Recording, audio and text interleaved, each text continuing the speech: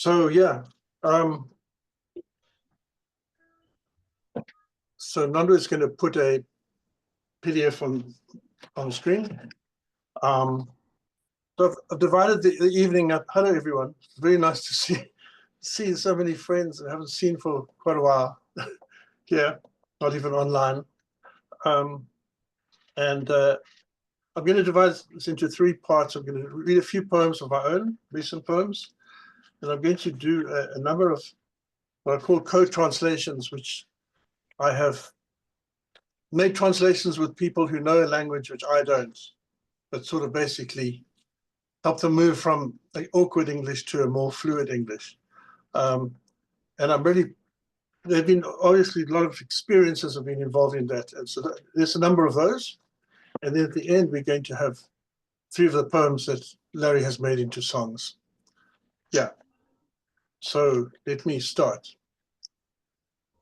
Yeah, so 3 poems for me. A Dream of Dying. Free-falling, and there is no ground. Nothing is visible, nor up, nor down. My body already left behind. Time has fallen far, far into the dark.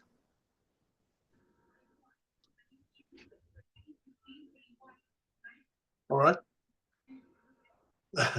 And this is a short poem. Actually, it's a poem in progress. Seeing that the money would run out one of these years, they decided in the woody slopes of old age to hammer the old farmhouse and concrete the front floors. That year the rain felt slow but steadily. Two dogs dropped in one orbit around the sun. 4 night adders were evicted in 1 week. Nothing ever anchored him more than trees, their many arms and their voices, and the sick leaves that change shape, mute and mutant.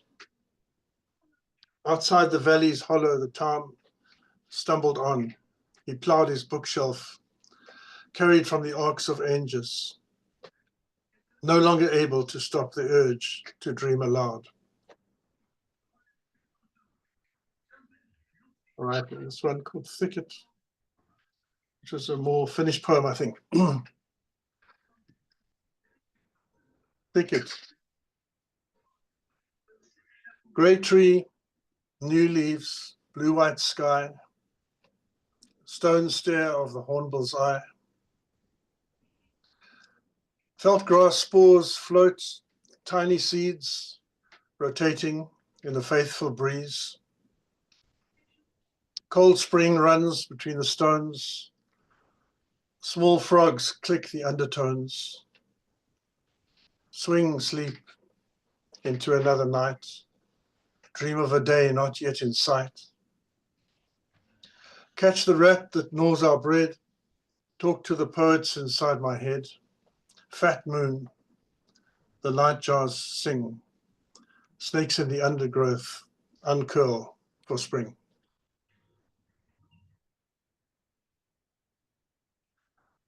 All right.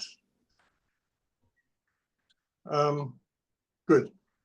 So I just want to, I'm not getting enough margin on this. I don't know if it's my, wait. It's me. I'm fixing it. Oh, okay. Yeah. We're going to have a wider margin. Oh, I see. Okay. Yeah, I can just go to the edge of the page if you can. Yeah, even more. I think it'll be all right. Yeah. Okay. So, not so much.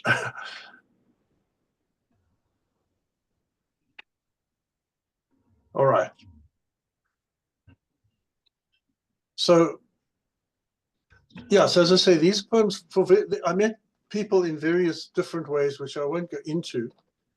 But Ilyas Tunç is a Turkish poet. I haven't spoken to him for years, even on the email.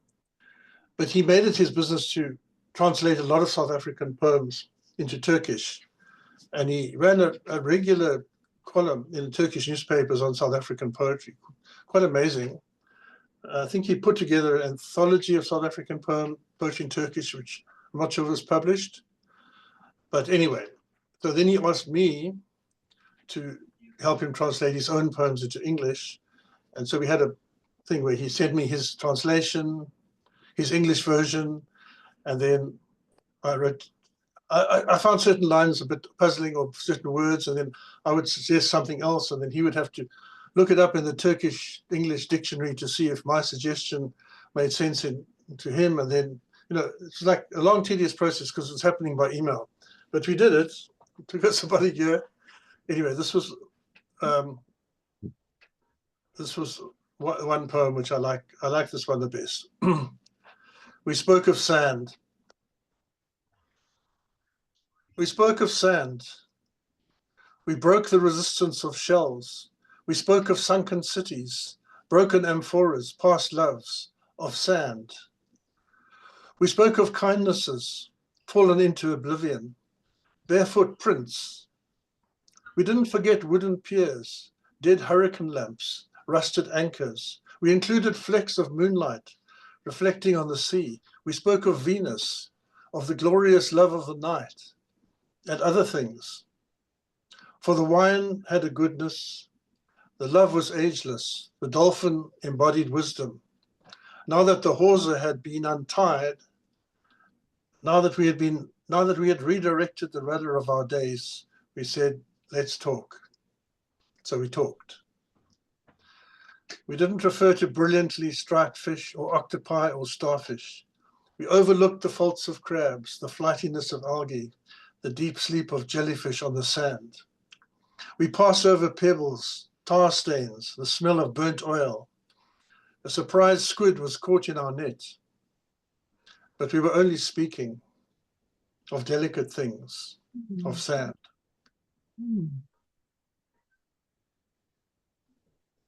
Yeah, that was Elias.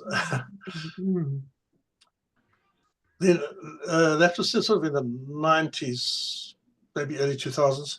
And then more recently, I came across two women, Ukrainian poets, who were kind of doing an anthology of, I think, of African poetry and translating it into Ukrainian. Yeah, Hanna Janowska and Oksana Rozumna, sorry. I'll pronounce the name better when I can read it. Very interesting, serious people. This was before the war started. This was probably about 2018. I met them. They were traveling around South Africa, kind of vaguely looking for poetry. And then I invited them to come to Makanda, and we did a reading at the Maswi Museum. And the same thing happened. They asked me to sort of edit their poems, look at their poems. And I just realized that certain words were just not they weren't meaning what they meant, or maybe they were a direct translation, but poetically they certainly weren't meaning. So we sat down together for a couple of days while they were there, and we went through about 6 poems of each of them, and also with a dictionary, and them looking up my English suggestions, reading them backwards into Ukrainian, etc. Anyway, this is some of the poems I carried on with Oksana for about 10 years after that. And so we've ended up, not a lot of poems, maybe working on about 10 or 15 poems maximum. Hanna Janowska is in Kharkiv at the moment. They're both in Ukraine at the moment. But these were done, this one was done before the war. Before the war started in 2022. The ground under the spade is cut into rich pieces, like halva at the grocer's, only without viscous sugar veins. Dr. Kovalyov is seeding potatoes on a long chocolate bar of a hill.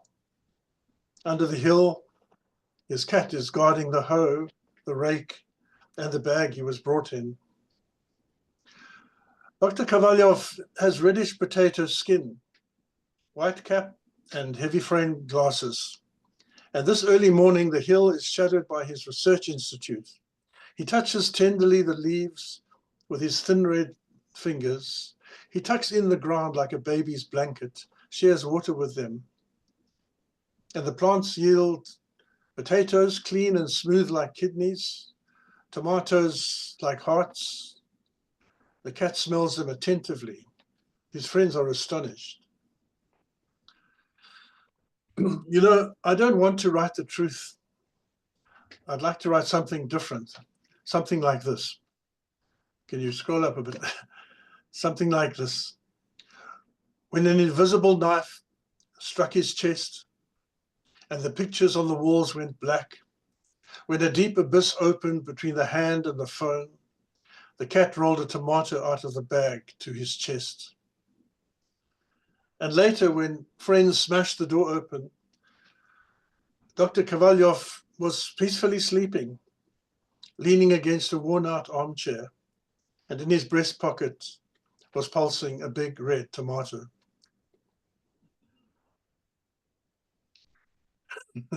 Right? Everyone with us? Right. Yeah. So Oksana Kortensko-Rozumna, yeah, we've kept in touch, and we're doing this kind of thing by email. But when these ones were written actually after the war started. There were some more recent ones I've done with her. So I just decided to use two about. She was actually in the Ukrainian consulate. So she was here in South Africa when the war was happening, was starting, and she couldn't. You know, her family was in Ukraine. So, yeah, my country. Somewhere there is my country, where after the spring of 2022, we no longer fear to get old. Where all the street photographs look like X-rays, things that are breathing somewhere. That on these photos look like skeletons embracing witnesses of lost happiness. Somewhere, everyone will believe in the afterlife and the light of the morning. Will develop the negatives of dishes broken by war, a window frame caught midway in the air, a rudely snatched tooth of a radiator, the raw truth of last night felt like an overturned trash can. Somewhere there, my sisters and brothers stay with something else besides fear and hope, besides memory. Somewhere my home is reflected in the clean blades of knives, in the freshly washed glasses. Somewhere books stand in rows on the shelves. Dishes are turning alive in the dryer. Walls are healing their cracks. Where a guide's broken voice broadcasts the story of old happiness. There on my bedside table, I kept the cream for my first wrinkles. I cannot stand it all. I cry in my sleep that I so much want to come back to you.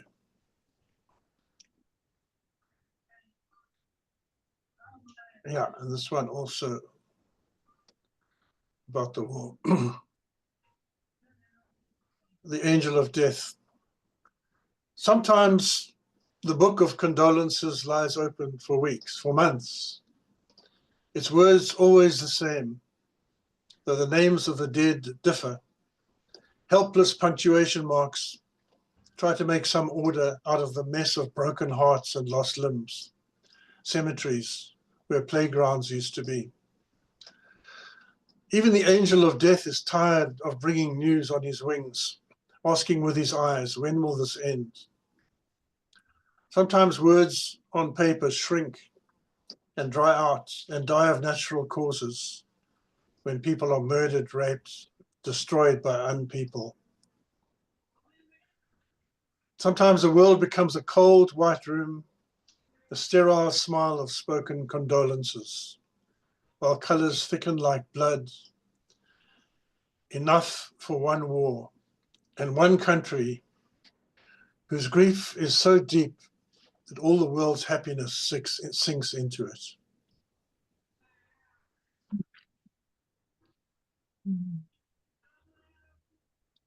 Yeah, now so we have a change of scene. Yeah, and I worked with. I taught English in China for a year. I made some friends, mainly among the students who I taught, and one of my students has carried on corresponding with me. This was 20 years ago, and yeah, we sometimes. He's also a writer. He sometimes sends me poems, and then we work on them in the same way. I ask him, don't like this line, can I try this? And then he says, no, not quite right. Anyway, we do it like that. This is a poet who I haven't actually followed up on who he is, but I love this poem. And my friend who translated it called Chongwei, spelled Zingwei. So, the ripening wheat. It was the year the new wheat in Langzhou was ripening. My father, who had lived by the river for 30 years, had come home at last on his goatskin raft. It was night. Someone carrying a sack of food pushed open the door. In the light of the oil lamp, we saw it was my uncle. The two brothers were silent all night. All that could be heard was the bubbling of their water pipes. Each one's heart enclosed in the 6-inch yellow soil. Oh, the ripening wheat.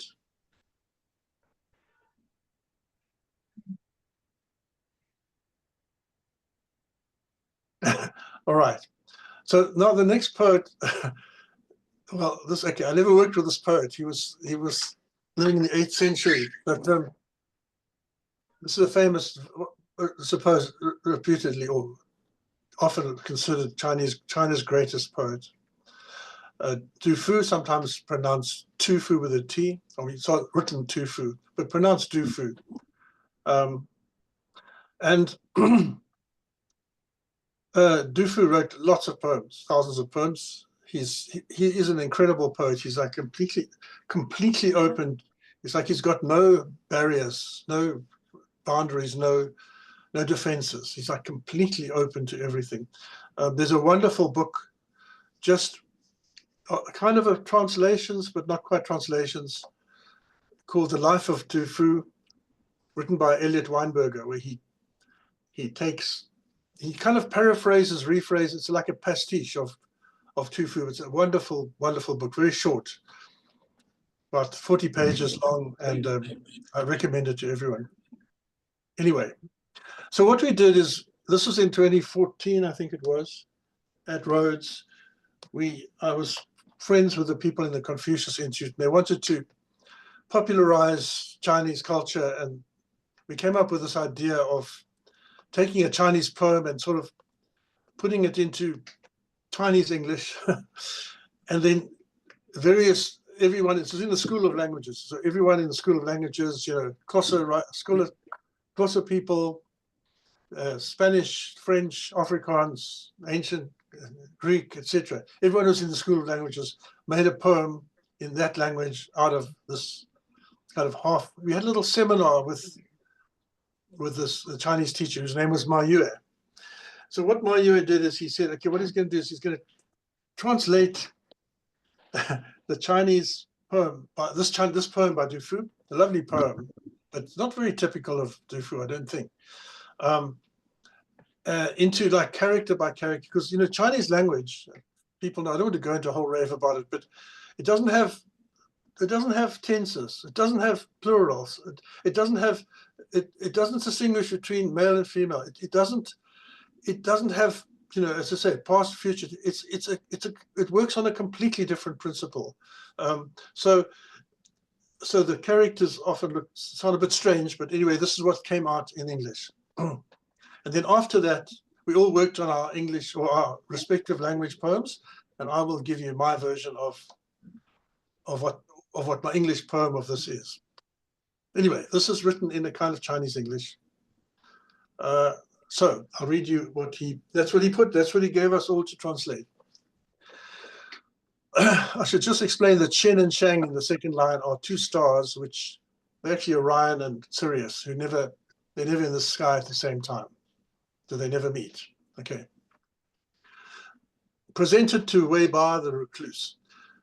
People in life know each other see, move like Shen and Shang.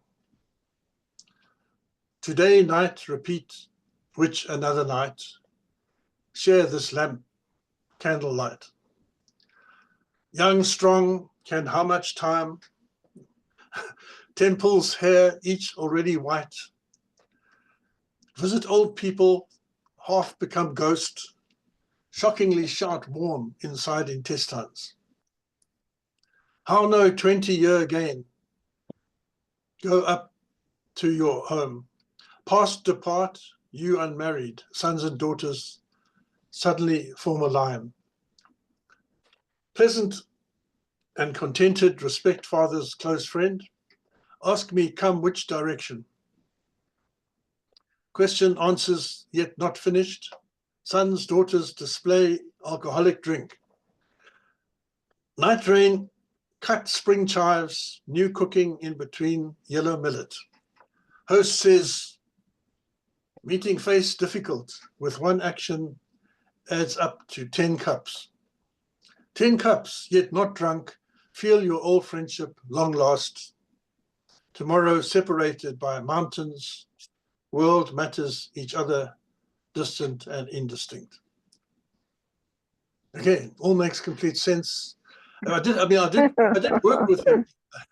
I did work with him, and I didn't just take that and I said, look, I need to go through this with you. But anyway, this is the poem that I ended up, to Wei Ba in retirement. People's lives can pass each other by like Scorpio and Orion, stars that never meet. But tonight recalls another night when we shared the warmth of candlelight. We were young and strong then. How much time has passed? The hair on our temples is already white. We visit old friends. Half of them have died. It shocks us, wrenches our hearts. How could I know it would be 20 years before I would visit your home again? When we parted, you were unmarried. Now look, the whole line of sons and daughters. Relaxed, they respect their father's friend, politely ask where I've come from. So many questions, and before there's time to answer, your sons and daughters have brought out the wine, offered food too, fresh spring chives with yellow millet. You say meeting again is difficult. It's not long before we've drunk 10 cups, and we're still not drunk. Surely our friendship will last forever. Tomorrow, mountains will come between us, and the world too, and fading distances. Mm. Mm. Yeah, thank you, Du Fu. Now, please, anyone who's vaguely interested in Chinese poetry, please read Du Fu. He's completely wonderful. Okay, different translations though, beware. So now, this next poem, also like having to do a big shift of scene, change perspective, etc. I came across Guillaume Apollinaire in my early 20s. I was very enchanted with his poetry. He'd been in the First World War. He died quite young, as you can see. He's a very romantic poet, but also very serious. And he'd been wounded in the war. He'd seen like terrible things, and he had a sort of, anyway. He wrote also in different styles, in different modes. He wrote in a fairly classical, romantic mode, but he also wrote in a kind of like a reportage kind of mode, like just telling things, describing things, telling them in quite a sort of unpoetic way. And there are two poems of that style which I was particularly drawn to. One was called Zone, and this one called Phantom of the Clouds. So I'd come across him I'd had a little bit of French, and when I was a student, when I came back home, I met up with this person called Janine Leibovitz, who I have no idea what happened to her. But this was 50 years ago. And I asked her, please, to help me translate this poem. Because she was studying, I think she was maybe a junior lecturer in French at Wits University. So we worked on it, and I worked on it a bit recently with Dennis Herson just to correct a few things. So it's a wonderful poem, but it's not typical of Apollinaire, I don't think. So, Phantom of the Clouds. It was the day before July 14th, about 4 in the afternoon. I went down into the street to see the saltimbanques. Those men who do somersaults in the open are beginning to be rare in Paris. In my youth, we saw many more than today. They have almost all gone to the provinces. I took the Boulevard Saint-Germain, and on a little square between Saint-Germain-des-Prés and the statue of Danton, I came across the saltimbanques. The crowd surrounded them, silently resigned to waiting. I made myself a place in the circle so I could see everything. Fantastic waits, whole Belgian cities held up at arm's length by a Russian worker from Longwy. Black hollow dumbbells with a frozen river for a stem, fingers rolling a cigarette bitter and delicious as life. A number of dirty carpets covered the ground, carpets with creases that you could never flatten out, carpets almost entirely the color of dust, stained with yellow and green spots, which will never come out, like a piece of music that pursues you. Do you see that character, wild and emaciated, the ashes of his ancestors revealed in his graying beard? He carried all his hereditary in his face. He seemed to be dreaming of the future while mechanically turning a barrel organ whose slow voice was wailing marvelously with gurgled squawks and muffled groans. The saltimbanques never moved. The oldest wore a costume of that rosy color which is found in the cheeks of fresh young girls who are near death. It's found especially in the creases around their mouths or near their nostrils. It is a color full of treachery. Didn't that man wear thus on his back the disgusting color of his lungs? Everywhere, arms were raised up. The second saltimbanque was dressed only in his shadow.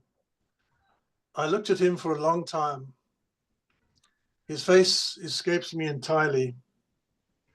He was a man without a head. Another one looked like a thug, a good but also a low-down outlaw. With his puffy pants and his garters, didn't he look like a pimp admiring himself?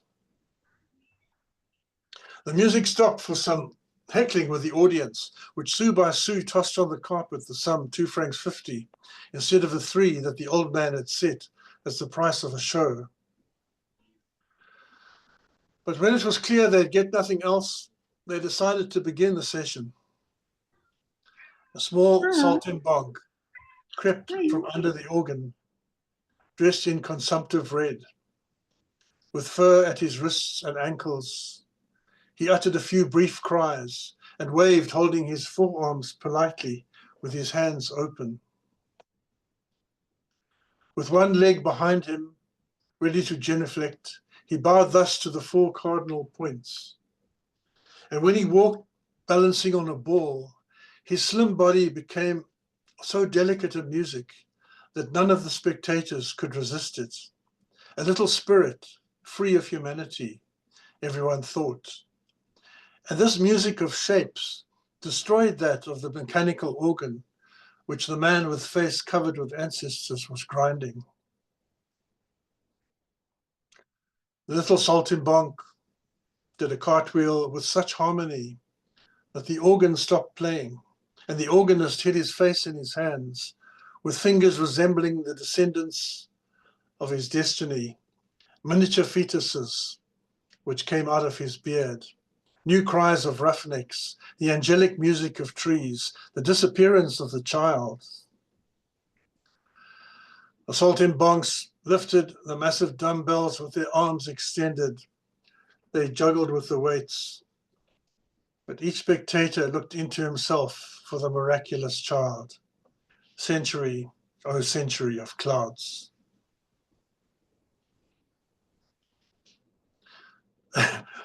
All right.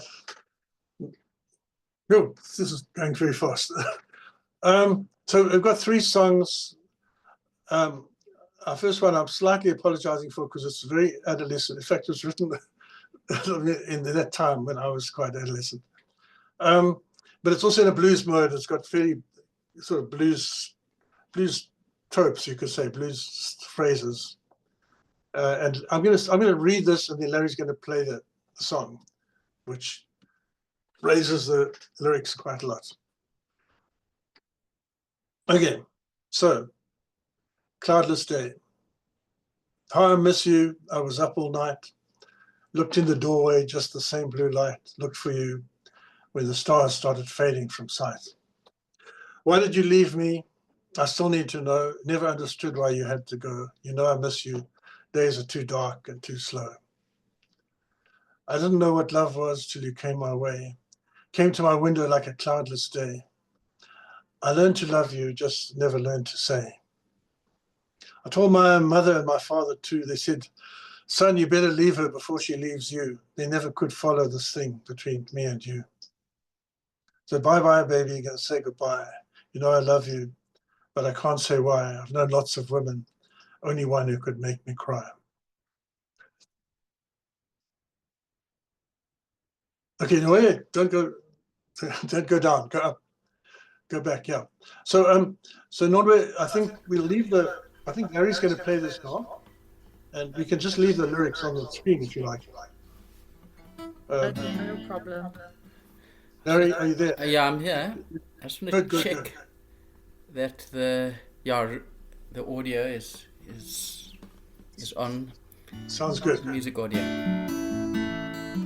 Okay, so as Rob was saying, this was an early set of lyrics which I'd come across again, and I said to Rob, well, let's work on this. I had a melody for it. And it's really, I suppose, the most straightforward of all the songs that we've done. It's the most typically kind of song-like set of lyrics. And it kind of went back and forth, and we worked on it. And this is where it's ended up. I'll just put these lyrics.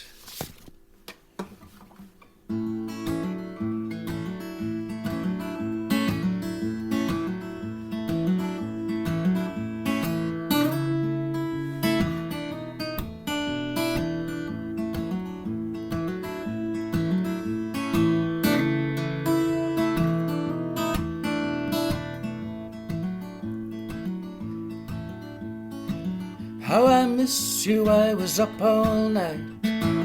Looked in the doorway, just the same blue light. I looked for you when the stars started fading from sight. Looked for you when the stars started fading from sight. Why did you leave me? I still need to know. Never understood why you had to go. You know I miss you. Days are too long and too slow. No, I miss you. Oh, days are too long and too slow. And I didn't know what love was till you came my way. Came to my window like a cloudless day. I learned to love you, just never learned to say. Yeah,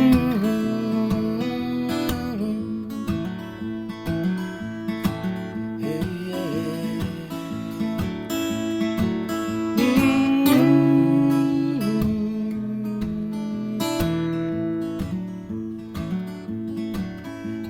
I told my mother and my father too, said you better leave her, son, before she leaves you.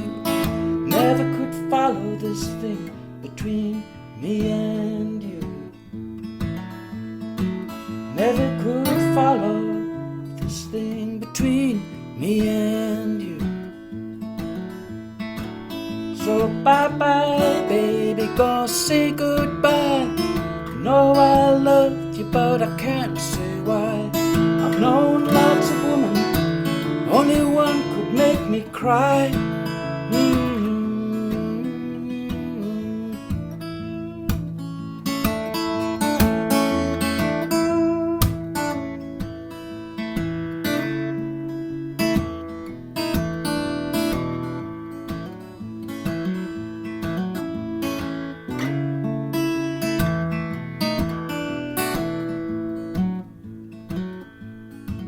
I didn't know what love was till you came my way, came to my window like a cloudless day. I learned to love you, I just never learned to say bye-bye, baby, I'll say goodbye. You know I love you, but I can't say why. I've known lots of women, only one could make me cry. Known lots of women, only one who could make me cry.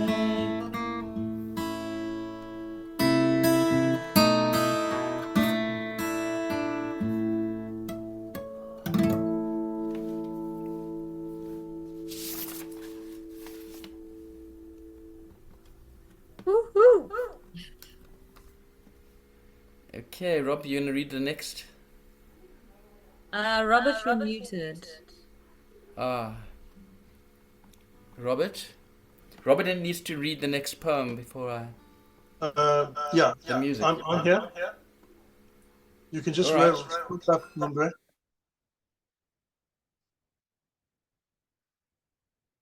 Yeah. Okay, so this is a poem I wrote. In fact, I wrote 3 poems about jazz musicians. One was called Train. This one was about Coleman Hawkins, and the third one, which we're going to listen to after this, is about Buddy Bolden. And they all came into my, no, not in my first book. Anyway, I wrote them in the 80s, early 90s. And yeah, so this was originally, I've modified this poem to fit the song, fit the melody. I worked with Larry on that. So I'll just read this is a modified version. In fact, I think I prefer it to the original poem. Okay, so Coleman Hawkins' tone was rounded silver. Inside, the sweat sparkled. Hawkins had a voice inside his tenor, liquid silver. Mythic insects leapt inside his voice. Always the same questions. Who was she? Where did she go? Can your longing ever be fulfilled? Hawkins met with Ellington in 1962. They did a number of tunes, among them Mood Indigo, in one take. And did you hear that tone? Like tarnished silver. Yes, Hawk, the piano said, there's nobody quite like you. Hawkins could turn a phrase to blue-green, and he played from the edge of a dark dream. Ray Nance brought out his violin as the dust on the studio window brightened in the sun for the out-of-work musician in the bar across the street. Music can loosen obscure emotions, says Hexagram 16. And from Rashid Valley's record shop, the same 20-year-old sounds from the Dead Duke and the Dead Hawk soothe the silent crowds, ionize the air, and soothe the silent crowds.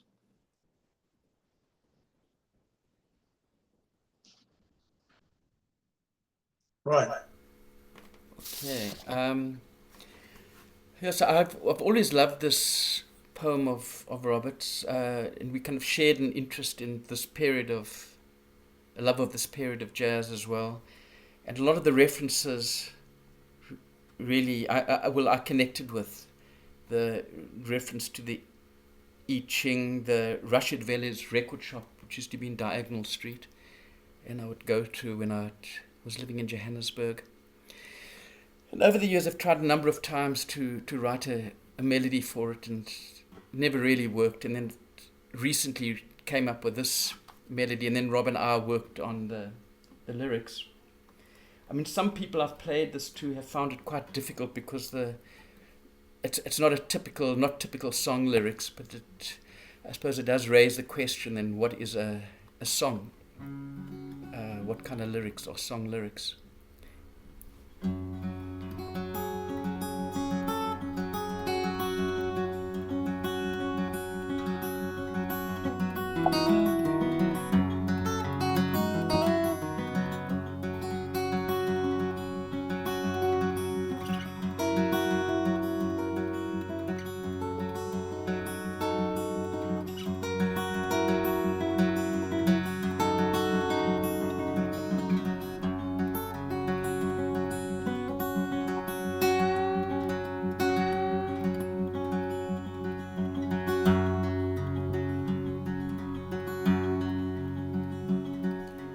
Coleman Hawkins' tone was rounded silver. Inside sweat sparkled. Hawkins had a voice inside his tenor, liquid silver.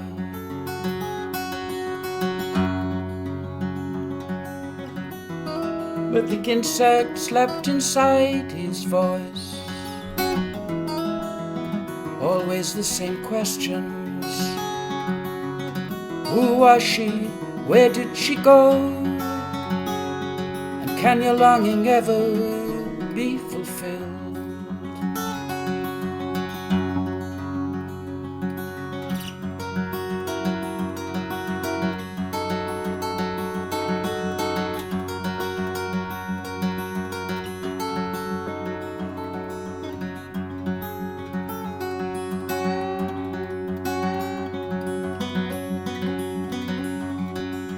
Hawkins met with Ellington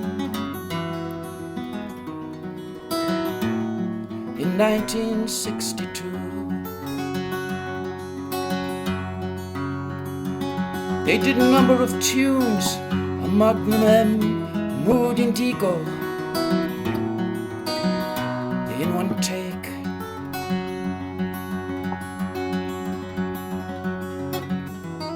But did you hear that tone? Like tarnished silver. Yes, Hawk, the piano said, there's no one quite like you.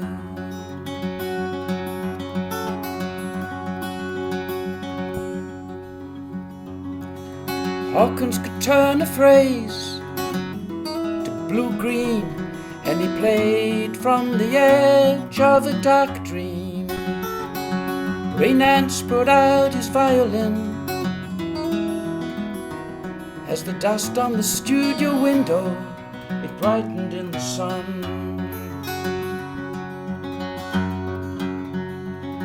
For the out-of-work musician in the bar across the street, music can loosen obscure emotion,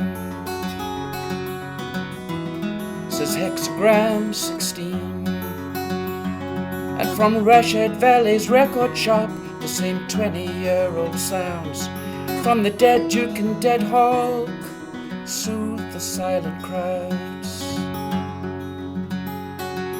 Ionize the air and soothe the silent crowds.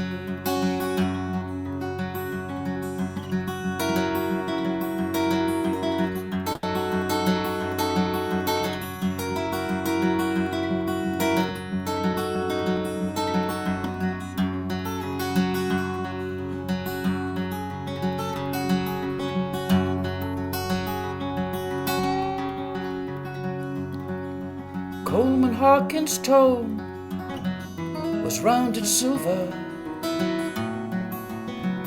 inside sweat sparkled.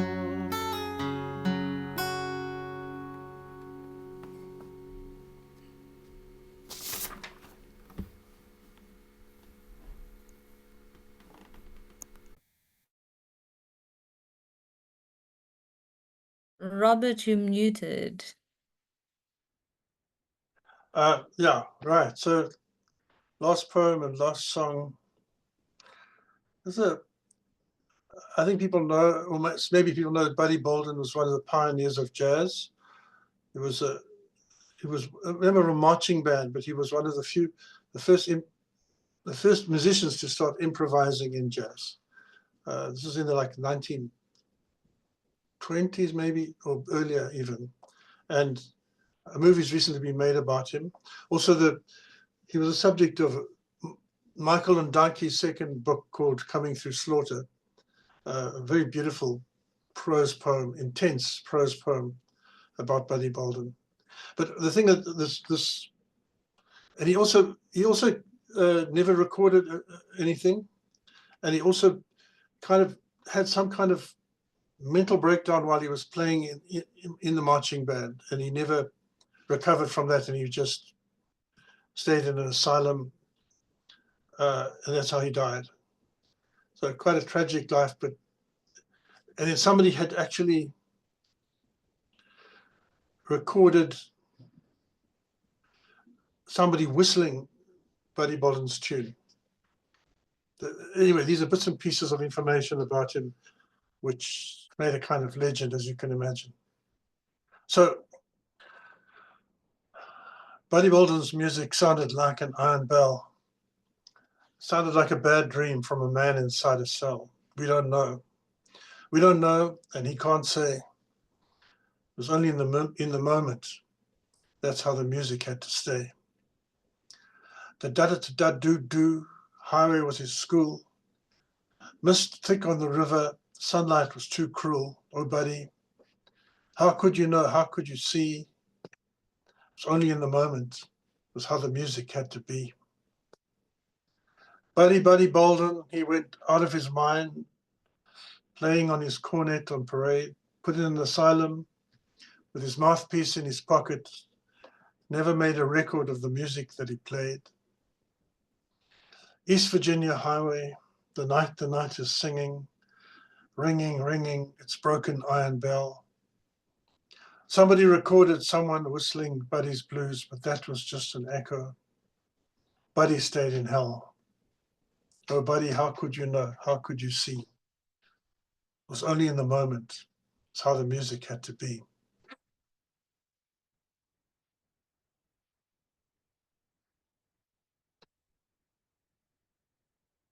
Right.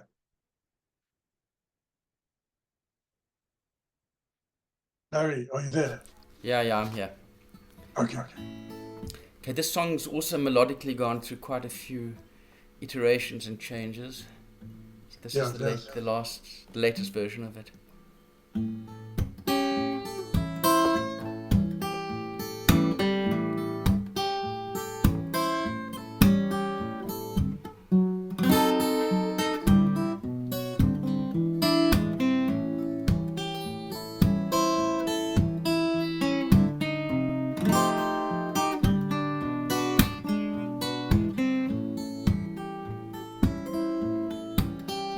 Buddy Bolden's music sounded like an iron bell, a bad dream from a man inside a cell. We don't know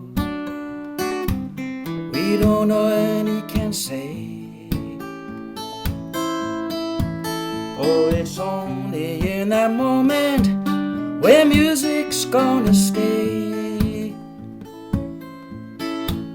I didn't put that and that highway was his school.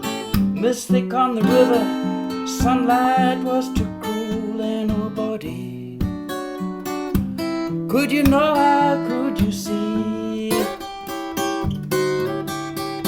Oh, it's only in that moment where music's gonna be.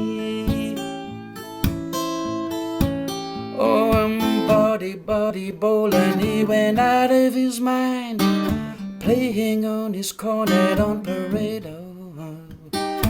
Put in an asylum with his mouthpiece in his pocket. Never made a record from the music that he played to nobody.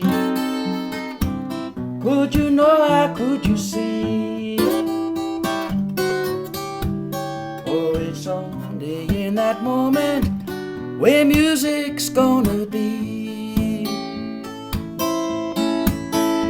And East Virginia highway, a night is singing, ringing, ringing, ringing like a broken iron bell.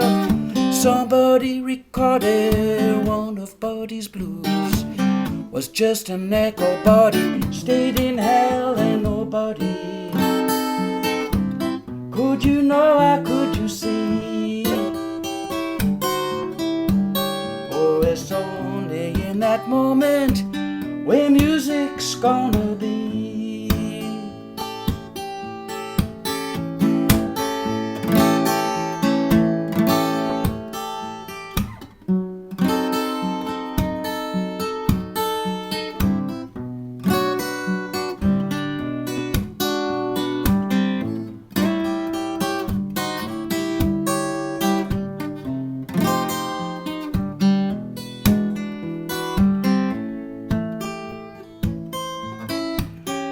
Buddy Bolton's music sounded like an iron bell, sounded like a bad dream from a man inside a cell. We don't know,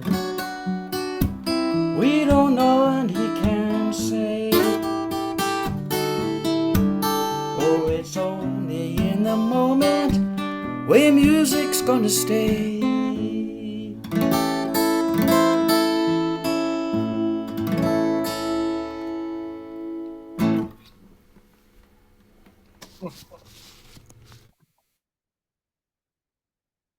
Robert and Larry, thank you so much. Thank you so much. That was beautiful. It was beautiful to listen to both the poems and the music. Can we all unmute and give Robert and Larry a big round of applause? Take the screen off, Andre, so we can see it. Okay, cool. Stop share. Yes. Okay.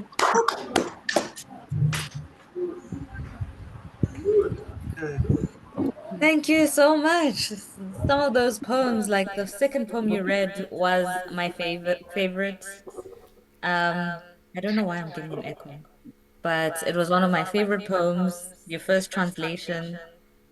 What's the title of this poem? It was not the thick. We spoke of sand. We spoke of sand was beautiful, particularly the ending.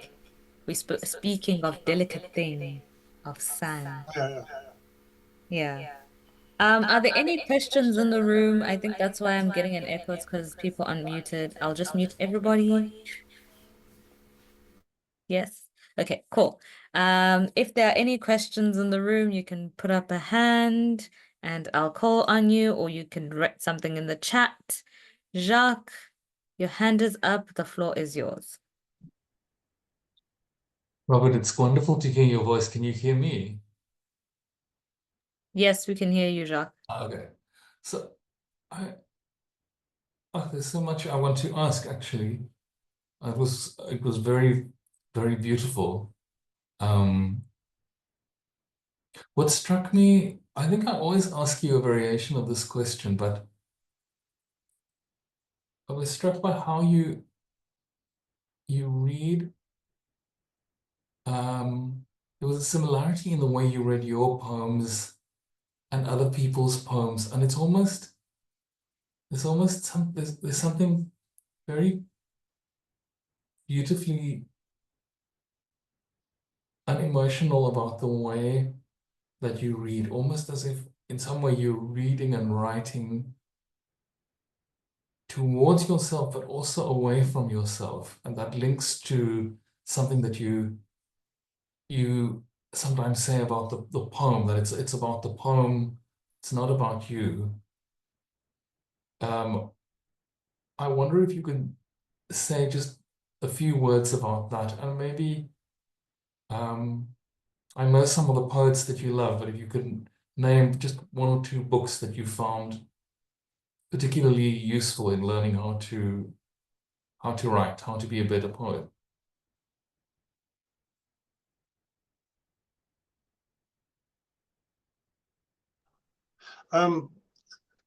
That second question is a bit more difficult, but just let me say about the reading. You know, when I read poems, I mean, just in a book, from a book, I always feel there's two levels of a poem. There's there's the words on the page, and there's another level of, let's say, undercurrent or something, or tones, some kind of tones around the poem. Some of them may be musical tones around the words, but others maybe just flow. I don't know. And when I read, that's what I hear. In fact, I hear two different. It's like the voice or the words themselves are going along at a certain pace, which I associate more with the rhythm, kind of rhythmic aspects of the poem, and then the undercurrent tone thing is what I listen. I mean, you can't hear it obviously, but well, you can. But I'm trying to kind of make space for it or go into it as well. So so when I read a poem, I tend to not want to express the emotions. I want to kind of let the emotions be underneath my reading, and and also I feel the emotions when I read, but I don't read with expressive emotion in any kind of dramatic or theatrical way, or even poetic way. So that's kind of how that's how I read from a book. So I think I can say that about reading. That's how it works for me. That's gorgeous. That's useful as well, that you let the poem arrive the way that it arrives. Yeah, I don't want to take on the poem and express it for itself. I don't think I have the right to do that. So I try and read in such a way that the poem is like next to me or alongside me, expressing itself, if you like. That's wonderful. As far as poets who learn how to teach you how to read or how to write, that's very personal because, you know, I don't want to impose my tastes on other people, but as you can see, I quite like physical poetry and poetry it's got strong rhythms and music in it. But it's more like the poetry that really, really attracts you, that really you fall in love with, is the poetry you should be reading and writing like, following it, you know, the poems that you fall in love with. It might not even be a poet. It might just be one or two poems, are the ones that you should keep reading them, even if, you know, even you'll never get tired of them if they've really got that kind of feeling to them. And those are the ones you should learn to write from. You know, that's so it's just think about it. When we all fall in love with poems, and sometimes it's only like one or two in our whole lives, you know. But sometimes we're lucky, we've got about 20. And sometimes they fall out of the hit parade and another one comes in. But I always feel I'm carrying around this little collection of texts. That's my Bible, and it can move around. It can shift its nature, and that's my teacher as well, in a way. Thank you. Well, I'm glad I asked. Thank you. All right. Thank you, Robert. Thank you, Jacques. Are there any other questions in the room or comments in the room? I see you have messages, Robert, on the chat. From Georgia, wonderful to hear these poems and put to music, being transported.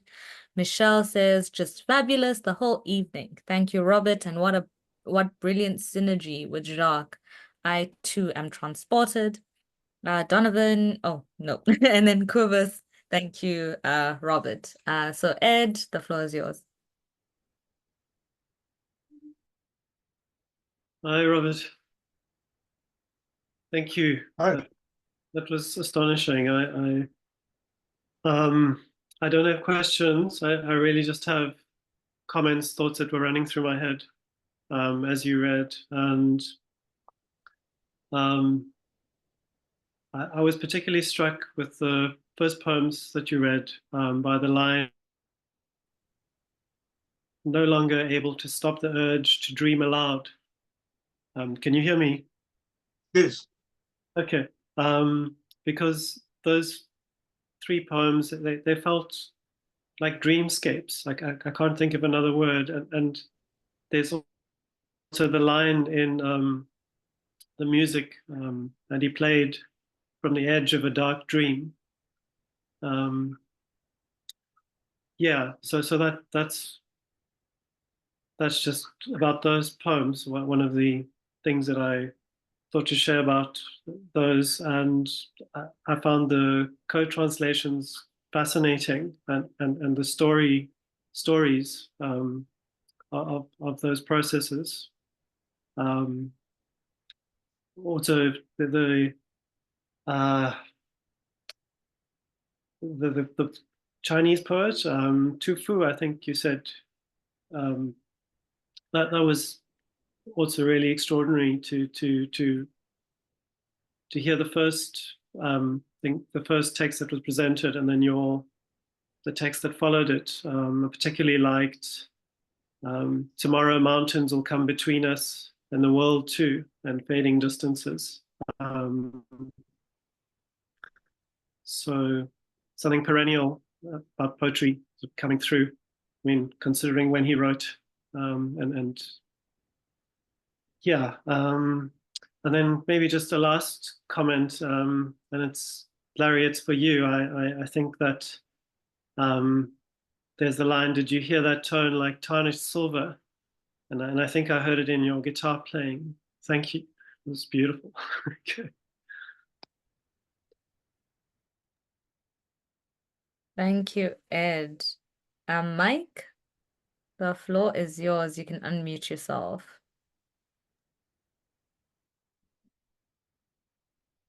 Yeah, I just wanted to say, I think it's not a everyday opportunity we get to experience real poetry in this sense, in this form. And yeah, to hear the Chinese poetry translated to English was kind of amusing and also kind of thoughtful. I think then listening to Larry's quite sensitive interpretation to these poems to music really meant a lot. One can actually, listen to them in almost like Bob Dylan style way. I'm just really grateful that people are still doing this. Thank you, Mike, and thank you for joining us. We appreciate it. Deepika, am I saying that correctly? But the floor is yours. Thanks. Thanks. Thanks so much, Robert. It's such a pleasure to hear you read your work. I wanted to pick up on what you were saying about reading poetry, and that you don't want to, I don't know, I'm paraphrasing, like you don't want to impose your emotion or your or what the poem is evoking in you as you're reading it into the reading itself. And I was wondering if you could speak to the sort of equivalent, if you like, of that in when one is writing poetry. So, where does the emotion in a poem rest? How does, yeah, so I guess, I don't know if you, so, if you're saying that when you're reading it, you want the poem to do its own work, and you want to read it in almost not a sort of non-dramatic, if you like, a non-performative way, what about when you're not you necessarily you, but maybe the generic you, when you're writing a poem, how does because I feel like there can be something similar even in the writing of the poem, that there's work Yeah. that the poem is doing that doesn't need you as the whatever you are, the writer, the vehicle, to necessarily sort of shout out its emotion. So I was wondering if you could speak to that a little bit. I'm going to quickly grab a book if I can find it quickly, because I think the emotions go into the words, you know, if you can. I mean, you could say if you're an imagistic poet, the emotions go into the images or the arrangement of the images that go through through your writer's mind and the reader's mind. But it's I'll just try and get this. I'll do it quickly. It's the late Tang. And yeah. Oh, so if I can find it quickly. Yeah, here we are. This is a quote from this is a book called Poems of the Late Tang, which is a Penguin book. Very interesting book actually. But let me see if gives you any idea. I think he says it better than I can. I mean, William Carlos Williams said, you know, no ideas but in things. Okay, but this is a slightly more sophisticated version of this. Poetry presents the thing in order to convey the feeling. It should be precise about the thing and reticent about the feeling. For as soon as the mind responds and connects with the thing, the feeling shows in the words. This is how poetry enters deeply into us. If the poet presents directly feelings which overwhelm him and keeps nothing back to linger with as an aftertaste, he stirs us superficially. He cannot start the hands and feet involuntary waving and tapping in time. Far less strengthen morality and refine culture, set heaven and earth in motion and call up the spirits. So, you know, and I'm not saying that, yeah, so I sort of feel like that. I sort of had that feeling from William Carlos Williams, not only what he said, but also how his poetry worked. That was when I was younger, but then when I started reading his Chinese poets, they kind of do it, you know, and it's just, so the thing is, you want the feelings to be in the thing, and then the emotions will take care of themselves. That's what I think you can do, and how you do it in your own way is something else. But that's, I think, I believe that's the way to do it. Thank you, Deepika, and thank you, Robert. Was that sufficient of a response? Yes. Are there any other comments or questions? Larry has unfortunately had to leave. Dennis, the floor is yours.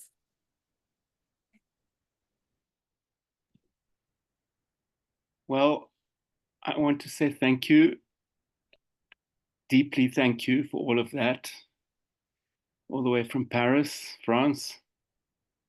And I was going to ask Larry a question, but since Larry has left us, I'll ask Robert the same question, which is, it seems to me that I've heard Larry's, your poems put into music for many, many years now. And it seems like right from the start, there was a sort of miraculous resonance between the two of you. And Robert, I want to know whether this resonance has in any way actually influenced your writing, and what part does it play for you in the beauty of your own poetry? I don't think, it's difficult to say, because I don't know what it would have been like. You know, we've been doing stuff together for 40 years, since '84. But also there've been periods where it's been quite intense, and then nothing happened. We've had periods of like 7 or 8 years where we didn't do a new song or anything. And also Larry likes the kind of more expressive, kind of emotionally expressive music, which poetry, words, which as you can see from what I've just read, I'm sort of moving away from. Although I believe they're no less emotional. I just think that it's more hidden. So, but we did have, both of us met with a very deep love of the blues. You know, we really both got into blues in a big way. You know, in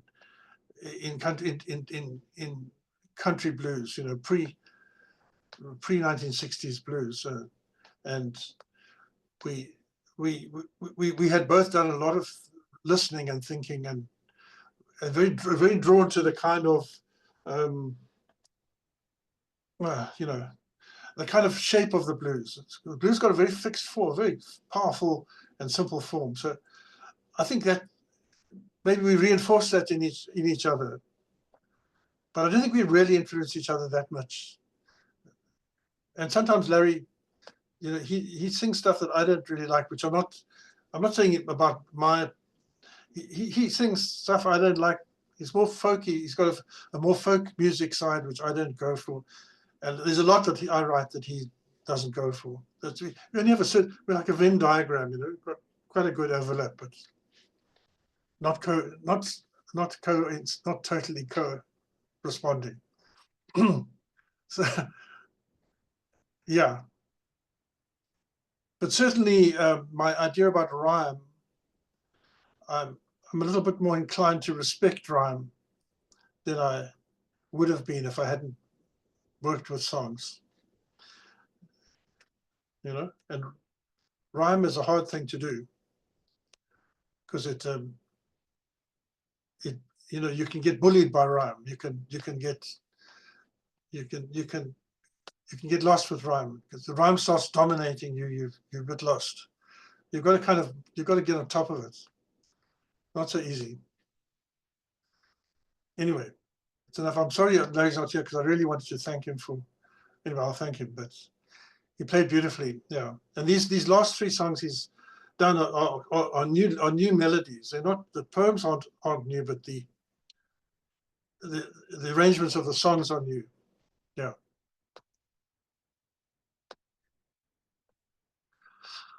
Anyway, Thank you. Thank you, Robert. There is a greeting from Jordan, who is from Stockholm in Sweden. And I just wanted to ask you a quick question. Where did you read that quote from? From the book that you were reading from just a moment ago? Yeah, Where did you read that? I can type it out or something, but it's a book called, it's a Penguin Classics called Poems of the Late Tang, Tang. Okay. Poems of the Late Tang. Yeah, you might be able to, maybe it's already available free on the net or something. And it's in the Most beginning likely. it's in the beginning of the book. It's on the first page you open. It's like a preface to the book. That quote, by the way, was written in the 11th century. Yeah, because I'm familiar with the quote. I just thought it formed part of a different essay, but Yeah. okay. 1,000 Thank years you. ago, that's what they were thinking about. All Good. right. Thank you. Are there Yes, any other questions, comments in the what room? you've got to do, the poem at least has got to start the hands and feet involuntarily waving and tapping in time. Well, there you are. That's the least a poem can do. The most it can do is to strengthen morality, refine culture, set heaven and earth in motion, and call up the spirits. Wow. Let's do it, man. Thank you so much, Robert. If there are no other questions or comments, we will take a 5-minute break and then come back for the open mic. So, Robert, gratitude to Larry, who has left us, but we are forever indebted to him for this reading. It was beautiful. It's been a beautiful evening. We'll come back in 5. So 5 minutes will be at 8:53. 8:53. We'll be back.